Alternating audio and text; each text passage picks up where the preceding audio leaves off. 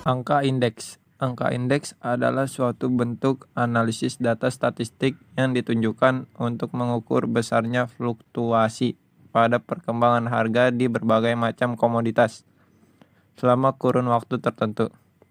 Peranan angka indeks dalam analisis perekonomian sangatlah besar, karena ternyata angka indeks bisa digunakan untuk mengetahui besarnya laju deflasi maupun inflasi di suatu negara tertentu. Perhitungan angka indeks tidak akan jauh dari kata waktu atau tahun lalu. Dalam hal ini disebut sebagai tahun dasar atau base periods. Artinya adalah waktu atau tahun yang dijadikan sebagai dasar dalam menentukan perkembangan harga, yang berfungsi sebagai tahun atau waktu perbandingan. Adapun jenis-jenis angka indeks. Yang pertama adalah angka indeks harga. Angka indeks harga merupakan angka indeks yang dipakai untuk menunjukkan perubahan harga suatu barang, entah satu barang maupun sekumpulan barang dari waktu ke waktu. Yang kedua adalah angka indeks kuantitas. Angka indeks kuantitas yaitu angka indeks yang dipakai dalam mengukur kuantitas suatu barang atau sekumpulan barang, baik barang yang diproduksi, barang yang dikonsumsi, maupun barang yang dijual. Yang ketiga adalah angka indeks nilai. Angka indeks nilai yaitu angka indeks yang dipakai untuk melihat perubahan nilai dari satu barang atau sekumpulan barang, entah barang yang dihasilkan, barang diimpor, maupun barang yang diekspor. Adapun macam-macam angka indeks berdasarkan cara penentuannya. Yang pertama adalah angka indeks tidak tertimbang. Angka indeks tidak tertimbang adalah suatu angka indeks yang dalam pembuatannya tidak memasukkan faktor-faktor yang mempengaruhi naik turunnya angka indeks. Yang kedua adalah angka indeks tertimbang. Angka indeks tertimbang yaitu suatu angka indeks yang dalam pembuatannya akan memasukkan faktor-faktor yang mempengaruhi naik turunnya angka indeks. Dan yang ketiga adalah angka indeks rantai. Angka indeks rantai merupakan angka indeks yang disusun berdasarkan interval waktu secara berurutan. Angka indeks yang dipakai untuk membandingkan suatu waktu tertentu dengan waktu kapan saja sebagai waktu dasar. Kegunaan angka indeks. Yang pertama, memudahkan dalam hal membandingkan, menganalisis rangkaian dalam menetapkan suatu periode dasar yang mencakup berbagai kumpulan angka. Yang kedua, menjadi suatu cara yang mudah dalam mengekspresikan suatu perubahan pada jumlah dari sekelompok bagian yang heterogen. Yang ketiga, mampu mengubah data menjadi angka indeks yang dapat memudahkan dalam membandingkan tren suatu rangkaian yang terdiri dari jumlah-jumlah besar. Yang keempat, menjadi salah satu peralatan statistik di mana dapat berguna dalam mengembangkan pengetahuan mengenai aspek perekonomian. Rumus-rumus angka indeks. Yang pertama adalah angka indeks harga, di mana IA adalah indeks harga tidak ditimbang, PN adalah harga yang dihitung angka indeksnya, PO adalah harga tahun dasar. Rumusnya adalah IA sama dengan jumlah PN dibagi jumlah PO dikali 100. Contoh soal. Pada tabel data di atas, jadi angka indeks harga pada tahun 2004 bisa dicari dengan cara IA sama dengan 1.500 dibagi 1.300 dikali 100 dan menghasilkan 115,38%. Sehingga bisa disimpulkan bahwa suatu harga pada tahun 2004 telah mengalami kenaikan sebesar 15,38%. Yang kedua adalah angka indeks kuantitas, di mana IA adalah indeks kuantitas tidak ditimbang, QN adalah kuantitas yang akan dihitung angka indeks, dan QO adalah kuantitas tahun dasar. Rumusnya adalah IA sama dengan jumlah QN dibagi jumlah QO dikali 100. Contoh soal. Berdasarkan data yang disebutkan di atas, bisa diselesaikan pada angka indeks kuantitas di tahun 2004 menjadi IA sama dengan 1000 dibagi 800 dikali 100 sama dengan 125%. Sehingga bisa disimpulkan di tahun 2004 terjadi kenaikan kuantitas sebesar 25%. Yang terakhir adalah angka indeks nilai, di mana IA angka indeks nilai, VN nilai yang dihitung angka indeksnya, dan VO adalah nilai pada tahun dasar. Rumusnya ada dua. Yang pertama adalah jumlah PN dikali QN dibagi jumlah PO dikali QO dikali 100. Dan rumus yang kedua adalah jumlah VN dibagi jumlah VO dikali 100. Contoh soal, jika diketahui harga suatu barang pada tahun 2005 sebesar 50.000 per kilogram, pada tahun 2006 meningkat menjadi 60.000 per kilogram. Hitunglah angka indeks harga barang tersebut pada tahun 2006. Penyelesaiannya adalah 60.000 dibagi 50.000 dikali 100 dan hasilnya adalah 120%. Sehingga barang pada tahun 2006 mengalami kenaikan sebesar 20%. Probabilitas. Probabilitas yaitu cara untuk mengungkapkan pengetahuan dan keyakinan bahwa kejadian akan berlaku atau telah terjadi, sering disebut dengan istilah peluang. Nilai probabilitas berkisar antara 0 dan 1 atau dalam presentasi.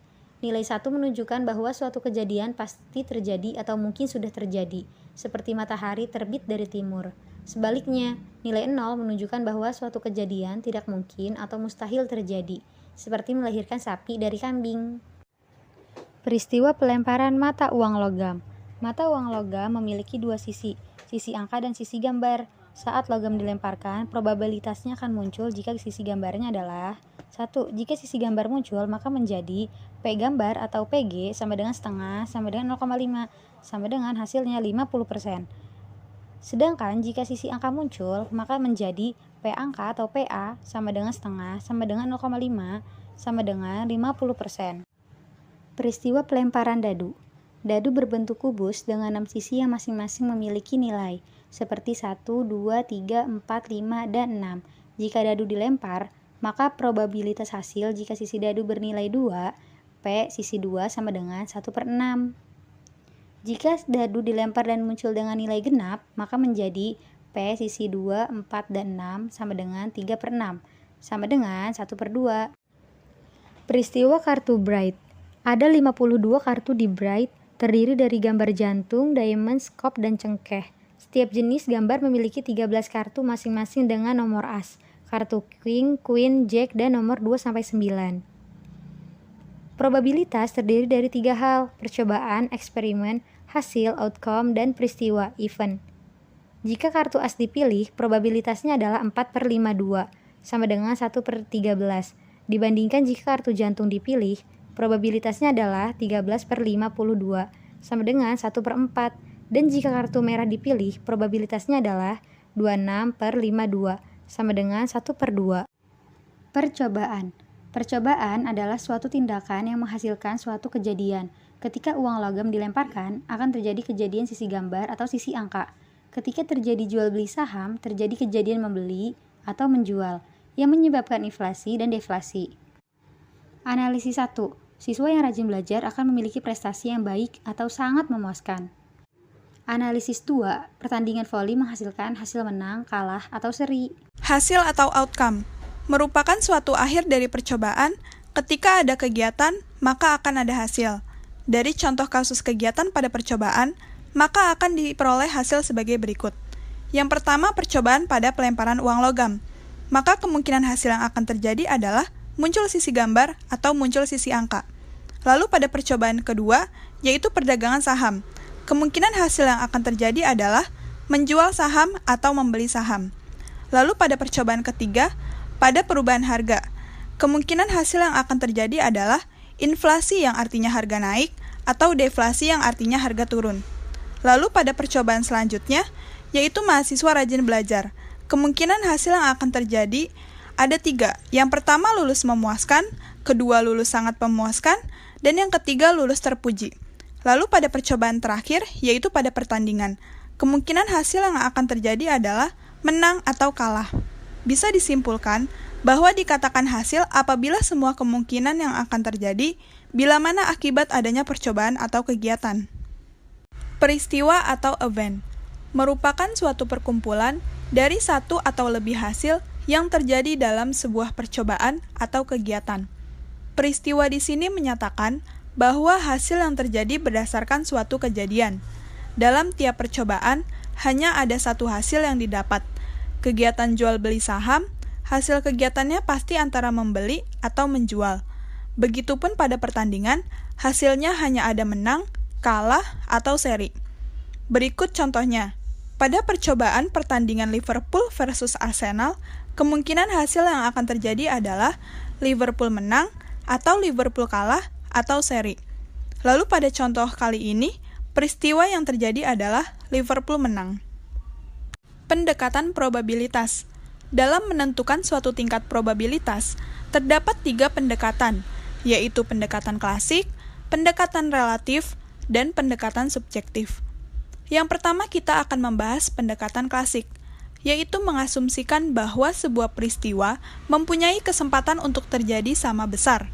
Probabilitas suatu peristiwa kemudian dinyatakan sebagai rasio antara jumlah kemungkinan hasil dengan total kemungkinan hasil atau rasio peristiwa terhadap hasil. Contoh peristiwa dalam perdagangan saham, yaitu menjual dan membeli saham memiliki kesempatan yang sama setiap terjadi transaksi tersebut. Jumlah hasil memang ada 2, tetapi untuk peristiwa yang terjadi hanya ada 1, sehingga probabilitas untuk menjual atau membeli yaitu sama-sama nilainya adalah setengah. Yang kedua, pendekatan relatif.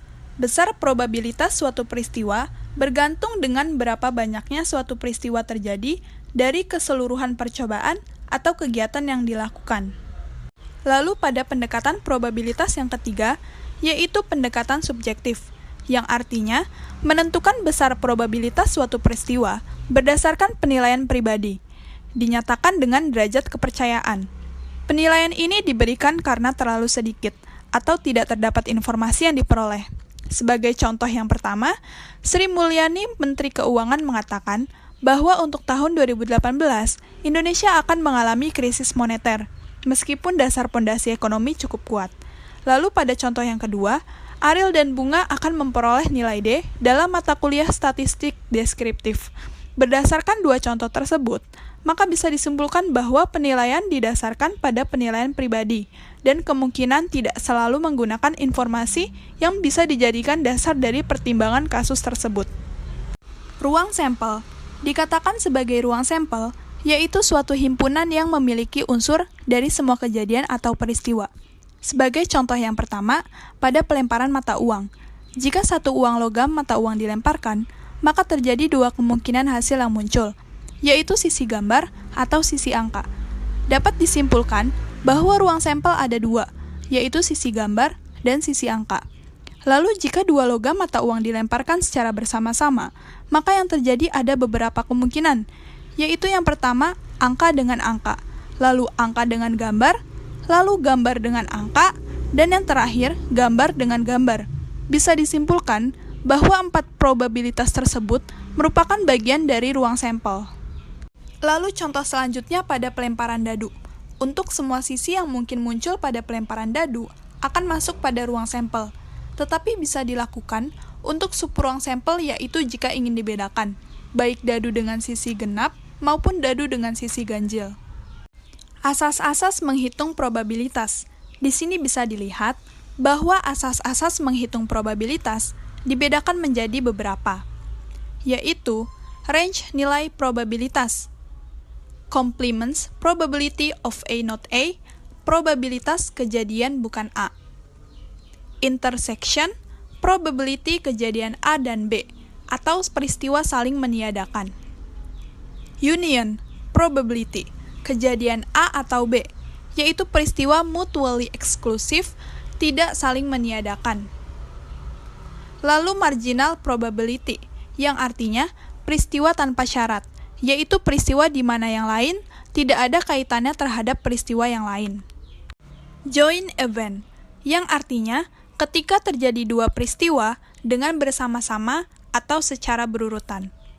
Lalu conditional probability, yang artinya di mana suatu peristiwa terjadi dan didahului pada peristiwa lain sebagai syarat. Lalu Bayes' theorem, pada dasarnya hampir sama dengan conditional probability, dan aturan pada Bayes juga diturunkan dari aturan yang ada pada conditional probability.